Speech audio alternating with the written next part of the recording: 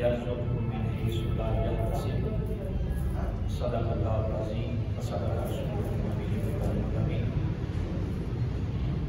बलग़ बिकमालिही व शफ़त नजा बिजमालिही हसनत जमीउ ख़िसालिही सल्लु अलैहि व आलिही सलातु व सलामु अलैका या सय्यदी या रसूलल्लाह व अला आलिका व सहाबिका या हबीबल्लाह सलातु व सलामु अलैका या सय्यदी या रसूलल्लाह व अला आलिका व सहाबिका या हबीबल्लाह।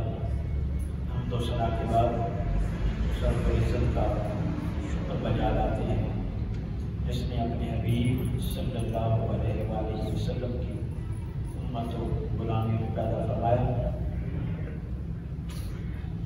आज मुझे जिस मौजू पर इज़हार ख्याल करना है वो है कुरान की रोशनी में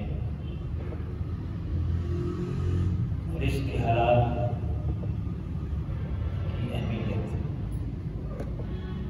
या यूँ कहें कुरान क्या रहनुमाई फरमाता है कि रिज़्क़ हलाल में इजाफा हो। जो मैंने आज मदरसा तलावत की है ये सूरह तलाक पारा नंबर 28 की आयत नंबर 3 है। इरशाद बारी ताला है वमन यत्तक़िल्लाह यजअल लहु मख़रजा, जो अल्लाह से डरता है और उसके लिए दुनिया के रंजो गम से खुद को निकाल लेता है, दुनिया की परेशानी से खुद को आज़ाद कर देता है, अल्लाह की तरफ राग़ब हो जाता है, अल्लाह से डोर लगा लेता है, अल्लाह की इताअत और फरमाबरदारी का अहद कर लेता है। तो फरमाया यरज़ुक़हु मिन हैसु ला यहतसिब, हम उसको ऐसी जगह से रिज़्क़ देते हैं जहाँ उसका गुमान भी नहीं होता। हम उसको ऐसी जगह से रिज़्क़ देते हैं जहाँ उसका गुमान भी नहीं होता। जब हम ये समझते हैं कि रिज़्क़ देने वाला अल्लाह है, बरकत को करता है, कीड़े को पत्थर में वो पालता है, सुबह परिंदे निकलते हैं रोज़ी की तलाश में, शाम को वो सैर उठा आते हैं, परिंदों तक को रिज़्क़ वो देता है। इंसान के अलावा जितनी मखलूक है, जानवर हैं, हैवान हैं, उनकी रोज़ी का बंदोबस्त अल्लाह ने कर दिया है। इंसान का मफाद उसमें रख दिया है और इंसान अपने मफाद की खातिर उनको रोज़ी देता है, रिज़्क़ देता है, उनको चारा देता है और उनको पेट भर के खिलाता है। उसमें बकरियां हैं, भेड़ हैं, भेड़े हैं, ऊँट हैं, भैंसे हैं, गायें हैं, जो भी पालतू जानवर है।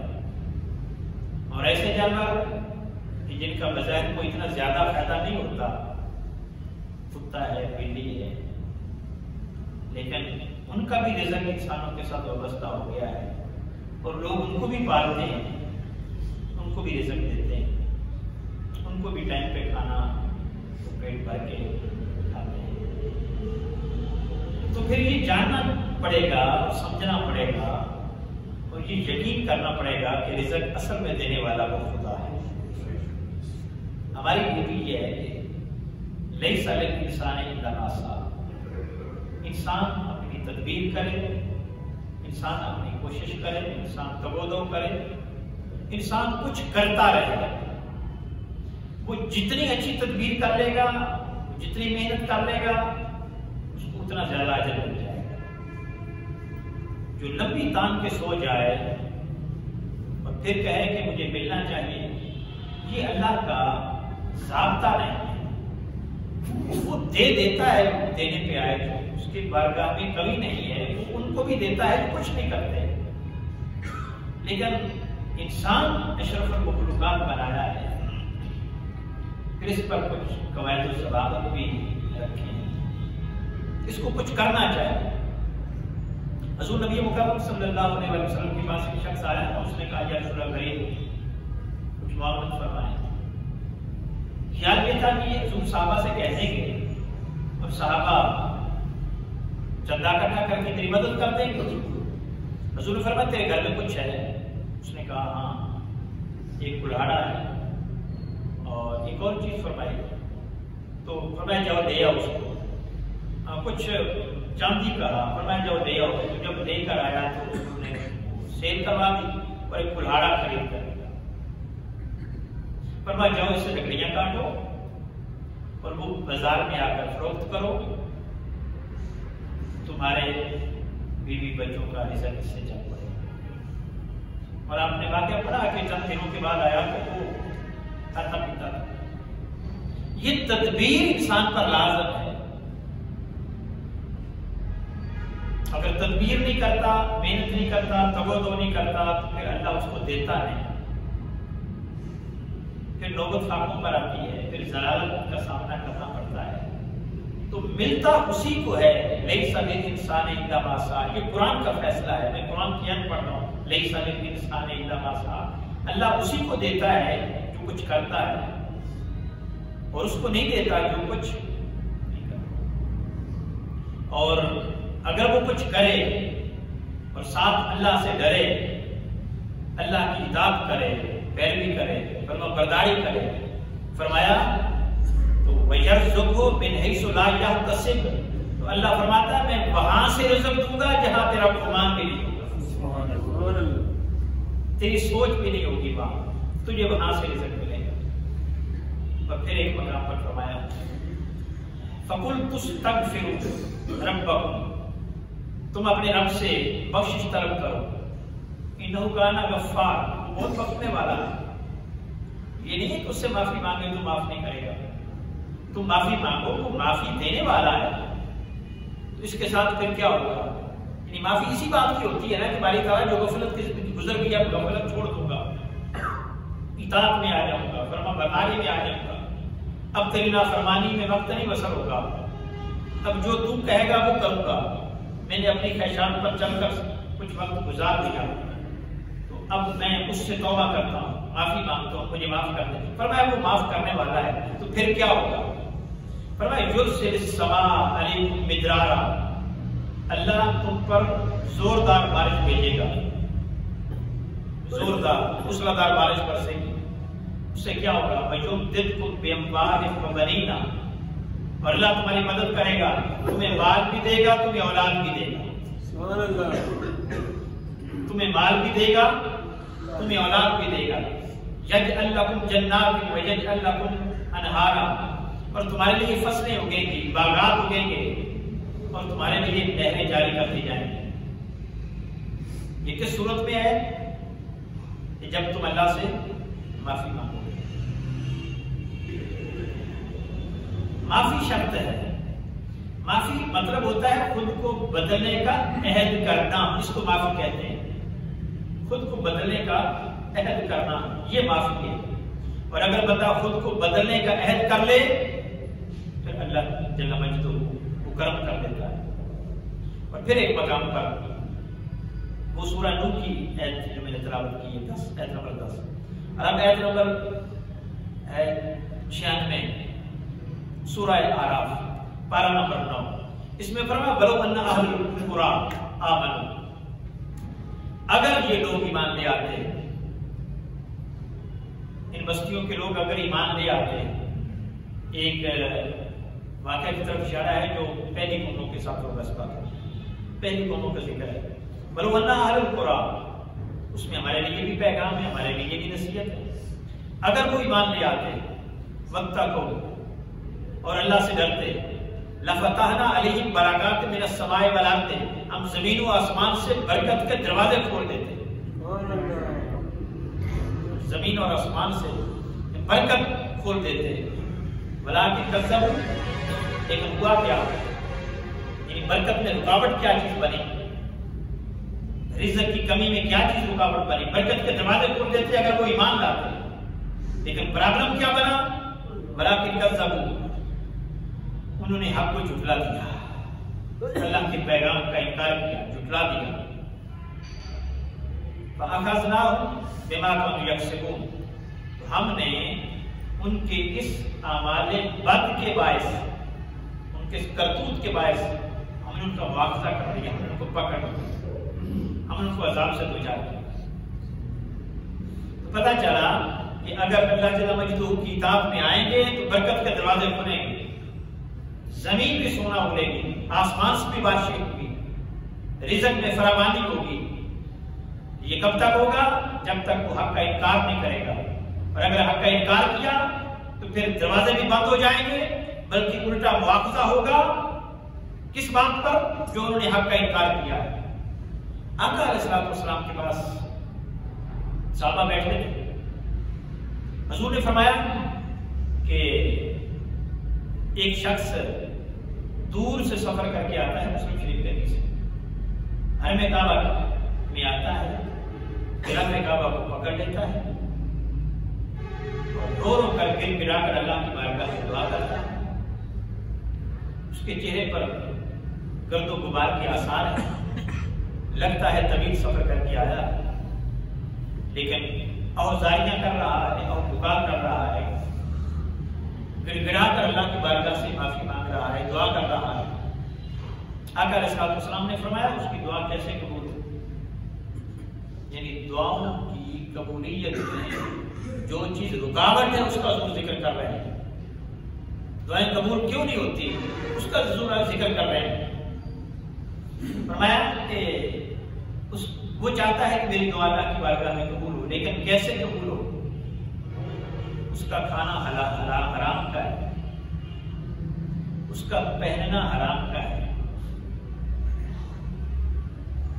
حرام کی کمائی سے جو لباس پہنتا ہے کمائی حرام کی ہے، جو کھانا کھاتا ہے اس میں حرام شامل ہوتا ہے، جہاں رہائش پذیر ہے اس کی رہائش حرام کی کمائی کی بنی ہوئی ہے، وہاں حرام کا پیسہ لگا ہوا ہے. تو فرمایا اس کی دعا کیسے قبول ہو؟ تو دعا کی قبولیت میں رکاوٹ یہی چیز ہے، حرام کی کمائی. اگر حرام ختم ہو جائے پھر دعائیں قبول ہوگی، حرام ختم ہو جائے پھر رزق کے دروازے کھولیں گے. پھر یہ شکوہ نہیں رہے گا کہ کچھ نہیں ہے، پھر تھوڑے میں بھی انسان اتنا خوش ہوگا کہ اس کا تصور نہیں کیا جا سکتا. اب آپ دیکھیں دولت کی تقسیم کیا ہے، کوئی 50,000 کما رہا ہے، 20,000 کما رہا ہے مہینے میں، کوئی 1 لاکھ کما رہا ہے، 5 لاکھ کما رہا ہے، 10 کما رہا ہے. لیکن آپ جس سے پوچھیں اللہ ماشاءاللہ بہت چند لوگ ہوں گے شکر ادا کرنے والے، یہی لوگ کہتے ہیں کہ بس گزارا ہی ہو رہا ہے، گزارا ہی ہو رہا ہے. 30,000 والا بھی گزارا ہی کر رہا ہے، 50 والا بھی گزارا ہی کر رہا ہے، لاکھ والا بھی گزارا ہی کر رہا ہے، 5 لاکھ 10 لاکھ والا بھی گزارا ہی کر رہا ہے. پیسہ آ گیا، سکون نہیں آیا. کیوں؟ شکر نہیں رہا. جتنا ملا تھا اس پر شکر کرتا تو اللہ تعالیٰ سکون بھی عطا کرتا. سکون کا تعلق روزی کی کثرت سے نہیں ہے، سکون کا تعلق روزی کی کثرت سے نہیں ہے، مال کی زیادتی سے نہیں ہے. سکون کا تعلق دل کی بے نیازی سے، نفس کی بے نیازی سے. انسان کا نفس بے نیاز ہو جائے تو پھر سکون آتا ہے. اس کو پرواہ نہ رہنے کے کون کیا کرتا ہے، کون کیا کرتا ہے، وہ کیا پہنتا ہے، اس کے پاس سواری کون سی ہے، اس کا مکان کیسا ہے. اس چیز سے اگر بے نیاز ہو جائے اور جتنا ملا ہے اس پر شکر کرے، شکر کرے، پھر اس کے ساتھ کیا ہوگا؟ لئن شکرتم لازیدنکم. اللہ فرماتا ہے اگر تو شکر کرے گا تو میں اور تمہیں زیادہ عطا کر دوں گا. سبحان اللہ. رزق کیسے بڑھتی ہے؟ ایک فرمایا کہ اگر تم اطاعت میں آ جاؤ، ڈرتے رہو اللہ کی بارگاہ سے، تو برکت کے دروازے کھول دیے جائیں گے. یہ جو برکت ہے اس کا تعلق سکون سے ہے، اس کا تعلق ہے تھوڑے میں تھوڑا زیادہ لگنا، تھوڑا زیادہ لگنا، اس کو برکت کہتے ہیں۔ ورنہ تو زیادہ ہے لوگوں کے پاس لیکن برکت ختم ہو گئی ہے، تو زیادہ بھی تھوڑا لگتا ہے۔ تو برکت کا معنی ہے تھوڑا ہو لیکن زیادہ لگے انسان کو، اور انسان خوش ہو کے بہت خوش ہے، یہ چیز پیدا ہو جائے تو اس کا نام برکت ہے۔ اور اگر زیادہ بھی ہو اور یہ چیز ختم ہو جائے تو زیادہ والے بھی، میں نے کہا کہ کئی لوگ ایسے ہیں جو کہتے ہیں کچھ نہیں، جو کہتے ہیں بس مشکل سے گزارا ہی ہو رہا ہے، اور کئی لوگ کہتے ہیں گزارا بھی نہیں ہو رہا، خرچے اتنے ہیں، گزارا ہی نہیں ہو رہا۔ فرمایا جس حال میں ہو اس حال میں اللہ کا شکر ادا کرو، اللہ تمہیں اور زیادہ عطا فرما دے گا۔ اور پھر ایک آیت مقدسہ سورہ المائدہ 12 نمبر ہے 6 اور اس کی آیت نمبر ہے 86۔ فرمایا وَلَوْ أَنَّهُمْ أَقَامُوا التَّوْرَاةَ وَالْإِنجِيلَ، اگر وہ لوگ تورات اور انجیل اور جو کچھ مزید ان کی طرف ان کے رب کی جانب سے نازل کیا گیا ہے اس کو نافذ کرتے اور اس پر قائم رہتے،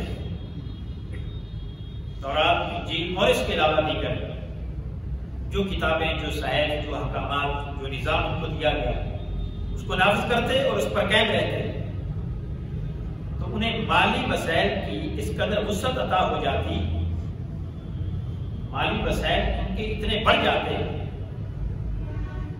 کہ لا آکلوا من فوقہم ومن تحت ارجلہم، کہ وہ اپنے اوپر سے بھی اور اپنے پاؤں کے نیچے سے بھی کھاتے پھر بھی رزق ختم نہ ہوتا۔ الفاظ ہے فرمایا رزق ان کا اتنا بڑھ جاتا اگر تورات و انجیل اور دیگر صحائف جو ہیں ان پر عمل کرتے، ان کو نافذ کرتے، تو ان کا رزق اتنا بڑھ جاتا کہ اوپر سے بھی کھاتے نیچے سے بھی کھاتے پاؤں سے پھر بھی ان کا رزق ختم نہ ہوتا۔ منہم امت مقتصدہ، ان میں سے ایک گروہ اعتدال پسند تھا جو ایسا کرتا رہا، وکثیر منہم ساء ما یعملون، لیکن بہت سارے ایسے تھے جو کچھ کر رہے تھے وہ برا کر رہے تھے، بہت سارے برا کر رہے تھے، کچھ ایسے تھے جو معتدل تھے، کچھ ایسے تھے جو اعتدال سے کام لے رہے تھے، لیکن اکثریت فرمایا وہ غلط روش اختیار کر چکی تھی۔ اگر قرآن تورات و انجیل کے حوالے سے یہ حکم ہے تو قرآن کے حوالے سے بھی یہی حکم ہے کہ اگر قرآن پر عمل پیرا ہونے والے بن جائیں تو اللہ ان کے مالی وسائل اتنے بڑھا دے گا کہ وہ اوپر سے بھی کھاتے نیچے سے بھی کھاتے لیکن پھر بھی ان کا رزق ختم نہ ہوتا۔ یہ قرآن کے فیصلے اور یہ قرآن کا حکم ہے۔ اور پھر ایک مقام پر فرمایا اللہ یبسط الرزق لمن یشاء ویقدر، اللہ جس کے لیے چاہتا ہے رزق بڑھا دیتا ہے، جس کے لیے چاہتا ہے تنگ کر دیتا ہے، یہ اختیار اس کے پاس ہے۔ تو فرمایا نا کہ ان کا رزق بڑھ جاتا ہے، جو تورات و انجیل کو ماننے والے تھے اپنے دور میں ان کا بڑھایا اللہ ہے، آج جو قرآن کے ماننے والے ہیں، قرآن پر عمل پیرا ہونے والے ہیں، ان کا بڑھا دیتا ہے، بشرطے کے ساتھ محنت کریں، فقط اللہ نہ کرنا اور کچھ نہ کرنا، ہاتھوں پہ ہاتھ دھرے بیٹھ جانا، ایسے نہیں، محنت کریں، مشقت کریں، تدبیر کریں، کیونکہ لیس علی الانسان الا ما سعی، اللہ صرف اسی کو دیتا ہے جو کوشش کرتا ہے۔ محنت نظر آنی چاہیے، تدبیر نظر آنی چاہیے، تگودو نظر آنی چاہیے، پھر اس کو دیتا ہے، کتنا دیتا ہے وہ جتنا چاہتا ہے، اور وہاں سے دیتا ہے جہاں سے گمان بھی نہیں ہوتا، اور جس کے لیے چاہتا ہے بڑھا دیتا ہے، جس کے لیے چاہتا ہے یقدر تنگ کر دیتا ہے۔ اور پھر ایک مقام پر فرمایا ان ربک یبسط الرزق لمن یشاء، اللہ جس کے لیے چاہتا ہے رزق بڑھا دیتا ہے، اور جس کے لیے چاہتا ہے یقدر تنگ کر دیتا ہے۔ انہ کان بعبادہ خبیرا بصیرا، کیونکہ اللہ کو اپنے بندوں کی اعمال سے خبر ہے، وہ اپنے بندوں کو جانتا ہے کس کو کتنا دینا ہے، کس کو کتنا دینا ہے، وہ اپنے بندوں کے اعمال سے واقف، وہ جانتا ہے۔ تو کیا نتیجہ نکلا کہ اللہ کے ہاتھ میں ہے، لیکن اللہ دیتا اس کو ہے جو محنت کرتا ہے، اور زیادہ کس کو دیتا ہے جو اللہ کے بتائے ہوئے اصولوں پر عمل پیرا ہوتا ہے اور پھر محنت کرتا ہے۔ تو قرآن کا یہ نسخہ ملا کہ اگر اللہ کے بتائے ہوئے طریقے اس پر چلیں، اس کی اطاعت کریں، فرما برداری کریں، اللہ وہاں سے دے گا، وَمَن يَتَّقِ اللَّهَ، اور اگر وہ ڈرے، يَجْعَلْ لَهُ مَخْرَجًا، وہ دنیا کی ہوس اپنے دل سے نکال دے، وَيَرْزُقْهُ مِنْ حَيْثُ لَا يَحْتَسِبُ، اللہ وہاں سے اس کو رزق دے گا جہاں اس کا گمان بھی نہیں تھا، جہاں گمان بھی نہیں۔ اور پھر آقا علیہ السلام نے فرمایا سورہ واقعہ پڑھنے سے رزق میں اضافہ ہوتا ہے۔ حضرت عثمان غنی رضی اللہ تعالیٰ عنہ حضرت عبداللہ بن مسعود رضی اللہ تعالیٰ عنہ کی عیادت کرنے کے لیے آئے، غریب المرگ تھے، عیادت کرنے کے لیے آئے، اور آپ کے یہاں بچیاں ہی تھیں، اولاد نرینہ نہیں تھی، تو اٹھتے ہوئے کچھ اشرفیاں دینا چاہیں۔ انہوں نے کہا کہ مجھے تو اب کوئی ضرورت نہیں ہے، میں تو بس اب آخری دن گزار رہا ہوں۔ تو فرمایا آپ کی بچیوں کے کام آئیں۔ اب آگے سے حضرت عبداللہ بن مسعود، اب توکل دیکھیں ان لوگوں کا کیا ہے، تقیہ دیکھیں، اعتماد دیکھیں، اعتقاد دیکھیں، اللہ پر بھروسہ دیکھیں، کتنا بڑا بھروسہ ہے، اور کیا ان کا ایمان ہے، قربانیاں ہیں ان لوگوں کی سیرت پر۔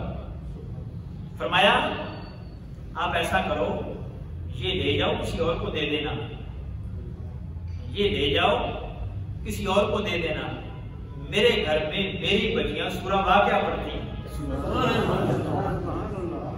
یہ کسی اور کو دے دینا، کیونکہ میں نے سنا ہے، حضرت عبداللہ بن مسعود کہتے ہیں کیونکہ میں نے سنا ہے کہ جس گھر میں سورہ واقعہ پڑھی جائے اس گھر میں فاقہ نہیں آتا،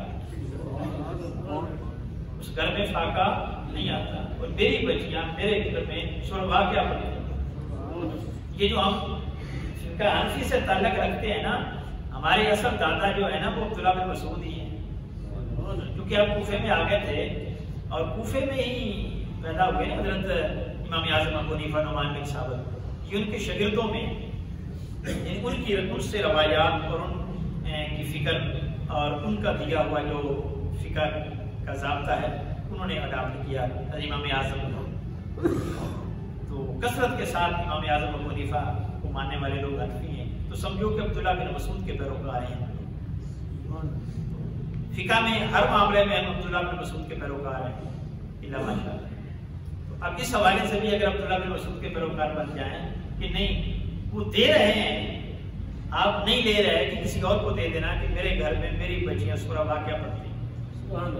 اور ایک شخص آقا علیہ السلام کی بارگاہ میں حاضر ہوا، اس نے کہا یا رسول اللہ غربت ہے، آپ اللہ سے دعا کر دیں غربت کا خاتمہ ہو جائے۔ حضور نے اس کو بھی ایک نسخہ بتایا، فرمایا جب گھر میں داخل ہوا کر تو سورہ اخلاص پڑھا کر، سورہ اخلاص پڑھا کر، اور گھر والوں کو سلام کہا کر، اور اگر گھر میں کوئی بھی نہ ہو تو میری نیت کر کے مجھے سلام کہا کر، اللہ تیرے رزق میں اضافہ کر دے۔ تو پھر جب حضور نے وہ نسخہ بتایا ہے تو پھر اللہ جل مجدہ اس کا بھرم تو رکھتا ہے، اس کا بھرم تو رکھتا ہے۔ ان اصولوں پر عمل کیا جائے، اور یہ اصول تبھی اپنائے جا سکتے ہیں جب دل میں ایمان ہو، جب دل میں تقویٰ ہو، جب دل میں اللہ کا ڈر ہو، جب ناپ تول میں کمی کرتے ہوئے ہمیں ڈر لگے، ہمیں پریشانی آئے، جب دکان پہ گاہک آ جائے اس کو پھنسانے کی کوشش نہ کی جائے، جھوٹ بول کر، قسم کھا کر۔ میرے آقا علیہ السلام نے فرمایا، مسلم شریف کی حدیث ہے، ابو قتادہ رضی اللہ تعالیٰ عنہ پر بھی روایت، فرمایا مال بیچتے ہوئے قسم کھانے سے بچو، یہ قسم مال تو بگوا دیتی ہے لیکن برکت اٹھا دیتی ہے، برکت اٹھ جاتی ہے۔ میں نے پہلے کہا کہ برکت کسے کہتے ہیں کہ زیادہ ہوتا ہے پھر بھی تھوڑا لگتا ہے، اس کا مطلب ہے برکت نہیں ہے، برکت یہ ہے کہ تھوڑا ہو پھر بھی زیادہ لگے، یہ برکت ہے۔ زیادہ ہو اور تھوڑا لگے سمجھو برکت ختم ہو گئی، تھوڑا ہو زیادہ لگے سمجھو برکت آ گئی۔ کئی گھروں میں تھوڑا ہوتا ہے لیکن بڑے خوشحال ہوتے ہیں، بڑے پرسکون زندگی گزار رہے ہوتے ہیں، اور کئی گھروں میں بہت زیادہ ہے لیکن روتے ہی رہتے ہیں۔ یہ جو روتے ہی رہتے ہیں نا، یہ سمجھو ان کے گھر سے برکت ختم ہو گئی ہے، برکت ختم ہو گئی ہے۔ تو مسلم شریف کی حدیث ہے، حضرت ابو ذر غفاری رضی اللہ عنہ سے مروی، فرمایا 3 قسم کے لوگ جب قیامت کے دن اللہ کی بارگاہ میں پیش ہوں گے نا، اللہ تعالیٰ ان پر نظر کرم نہیں فرمائے گا، نہ ان کو اللہ کے عرش کا سایہ نصیب ہوگا۔ پہلی کیٹیگری ان لوگوں کی ہے، فرمایا جو تکبر کرتے ہیں، جو خود کو بڑا سمجھتے ہیں اور اپنے سے دوسروں کو حقیر سمجھتے ہیں۔ یہ چیز، یہ جو میں کا کیڑا ہے نا، یہ انسان کو ذلیل کرتا ہے اور اللہ کی بارگاہ سے دور کرتا ہے۔ اللہ اس پر نظر کرم نہیں فرمائے گا، اپنے عرش کا سایہ اس کو نہیں دے گا جو اللہ کی مخلوق سے خود کو بڑا سمجھتا ہے۔ آقا علیہ السلام نے فرمایا جو جتنا بڑا عاجز سمجھتا ہے نا خود کو، اللہ اس کو اتنا سر بلند کرتا ہے، اور جتنا بڑا خود کو سمجھتا ہے اللہ اس کو اتنا ذلیل کرتا ہے۔ تو فرمایا تکبر کرنے والا قیامت کے دن اللہ کی نظر رحمت میں نہیں آئے گا۔ دوسرا فرمایا جو احسان جتاتا ہے، ہم کسی پر پہلے تو احسان کرتے ہی ماشاءاللہ حساب سے، اور اگر کر لیں تو اس وقت تک چین نہیں جاتا جب تک اس کو پتہ نہ چل جائے۔ اللہ کے لیے کریں تو اللہ کو تو پتا ہوتا ہے اس نے فلاں پر احسان کر لیا ہے، لیکن ہم کہتے ہیں جب تک اس کو پتا نہ چلے تیرا احسان احسان نہیں بنے گا۔ اس کو جتانا کہ میں نے تم پر احسان کیا ہے، اس احسان اور اس نیکی کو تباہ کرنے کا برابر۔ نیکی کا دریا میں ڈال وہ محاورہ ہے نا، اس کا مطلب ہے آپ نے نیکی کر دی، اس کو جتاؤ ہی نہ، بتاؤ ہی نہ کہ میں نے نیکی کی ہے۔ اصل میں نیکی کرنے کے بعد ہم بتاتے اس لیے ہیں کہ ہم اس نیکی کے بدلے میں کچھ لینا چاہتے ہیں، یہ تجارت کر رہے ہیں، یہ سودا کرنا چاہتے ہیں۔ خدا کے لیے کی ہوتی تو پھر کچھ لینے کی تمنا نہیں تھی۔ تو فرمایا جو احسان کرنے کے بعد احسان جتاتا ہے نا کہ نیکی کی ہے اس نے، اب جتانے سے دوسرے کی تذلیل ہوتی ہے، تو خدا جو دوسروں کی تذلیل کرتا ہے اس کی ہوئی نیکی بھی اپنی بارگاہ میں قبول کرنے کو تیار نہیں ہے۔ اللہ کے لیے کی تھی نا، اللہ کو راضی کرنے کے لیے کی تھی، اللہ اس کے رسول نے بتایا تھا یہ نیکی ہے، لیکن نیکی کر لی، اب ساتھ دوسروں کی تذلیل کی، اس کی عزت نفس کو مجروح کیا۔ اللہ فرماتا ہے جو تو نے میری مخلوق کی عزت نفس کو مجروح کیا ہے، اس کے بدلے میں اپنی نیکی بھی اپنی بارگاہ میں قبول نہیں کروں گا۔ وہ خدا کی بارگاہ میں عبادت نہیں رہتی جس میں دوسروں کی تذلیل شامل ہو، تو یہ بھی نظر کرم میں نہیں آئے گا۔ اور تیسری چیز فرمایا جو جھوٹی قسم کھا کے تجارت کرتا ہے، اللہ اس کو بھی اپنے نظر کرم میں نہیں رکھے گا، اور اس کو بھی قیامت کے دن اللہ کے عرش کا سایہ نصیب نہیں ہوگا۔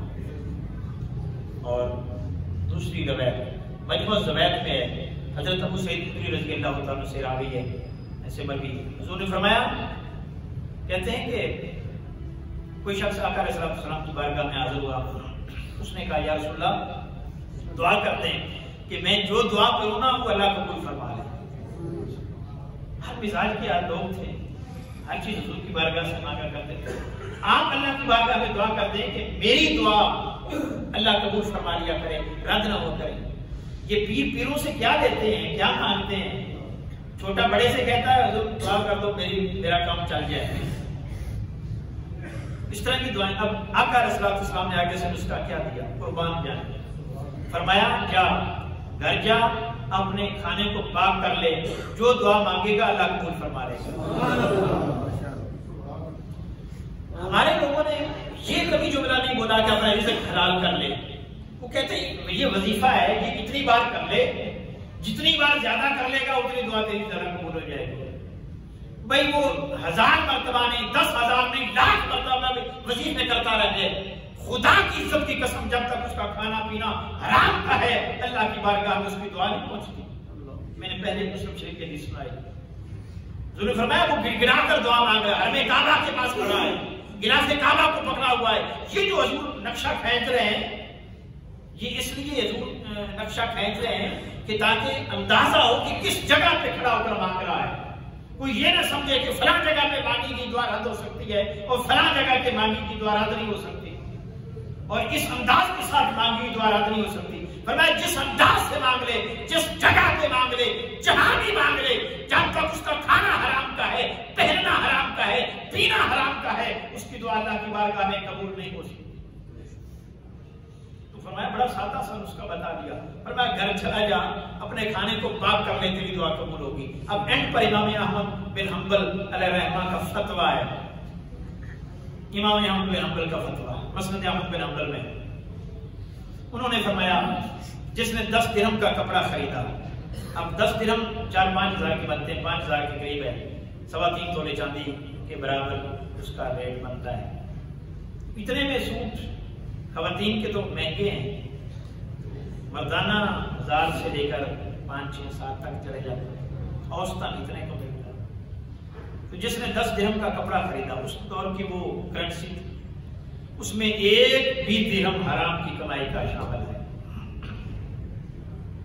1 درہم حرام کی کمائی کا شامل ہے۔ امام احمد بن حنبل فتویٰ دیتے ہیں، امام احمد بن حنبل وہ ہیں معمولی نہ سمجھنا جن کے غوث پاک پیروکار ہیں، ہاں حضور غوث اعظم امام احمد بن حنبل کے پیروکار ہیں، سبحان اللہ، ان کو ماننے والے ہیں، وہ حنبلی ہیں، ہم حنفی ہیں نا، حضور غوث اعظم حنفی نہیں، شافعی نہیں، مالکی نہیں، وہ حنبلی ہیں۔ وہ امام احمد بن حنبل، بتانا یہ مقصود ہے وہ چھوٹے درجے کے نہیں ہیں عام امام، وہ امام احمد بن حنبل کہتے ہیں کہ جس کے 9 حلال کے ہوں 1 حرام کا ہے، جب تک وہ پہن کر نماز پڑھے گا اس کی نماز خدا کی بارگاہ میں قبول نہیں۔ ہم لوگ بیٹھے ہیں، ہم یہ جائزہ لے سکتے ہیں جو ہم نے کپڑے پہنے ہوئے یہ ٹوٹل حلال کے ہیں، الا ماشاءاللہ، میں اعتراض کسی پر نہیں کرتا، اللہ سب کو حلال عطا فرمائے۔ میرے آقا علیہ السلام نے فرمایا تھا قرب قیامت لوگ حلال اور حرام کی تمیز ہی نہیں کریں گے۔ اب وہ دور گزر رہا ہے کہ لوگ حلال حرام کی تمیز ہی نہیں کرتے، الا ماشاءاللہ، حلال کا ہے حرام کا یہ تمیز ہی نہیں، بس چل رہا ہے سب ٹھیک ہے۔